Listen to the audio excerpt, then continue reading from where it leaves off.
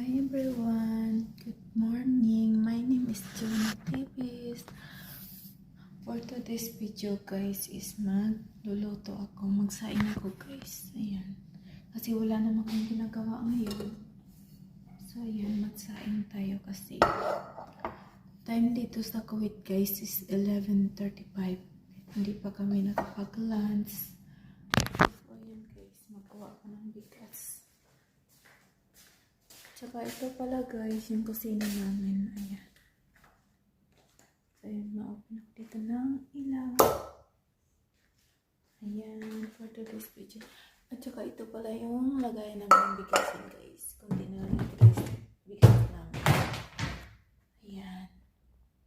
Isama ko yung dalawang. Magsaing ako ng tatlong kaso. Yan lang po yung ginagawa namin dito guys. Kasi wala dito yung amo namin sa vacation kami lang ditong dalawa. So ayan guys, magpapanlaw na ko ng bigas.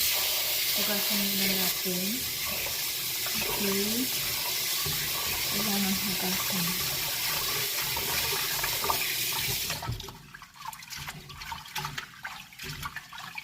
Ayan.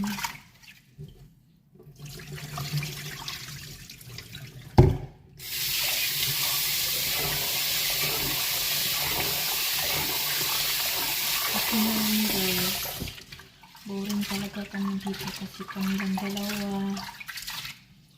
Tsaka yung parang ano ba, matagal na ako dito sa abroad, coming 4 years, pero ngayon lang ako naramdaman ko yung ano ba, yung homesick, yung naramdaman ko na ba.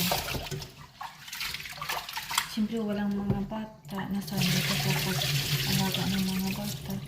Pero wala sila dito naman sa vacation. Kaya ang hirap pag ganyan situation kasi nasanay ko sa mga bata. Kasi ngayon wala sila dito. Parang na-homesick ka ba? Ilang araw na kaya kami dito na. Kami lang dalawa.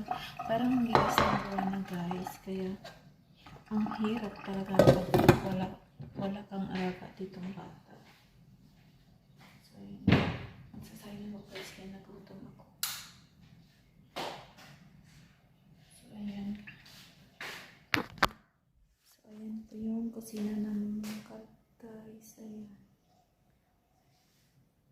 Yan lang muna for today's video guys. Thank you. Sana po share nyo at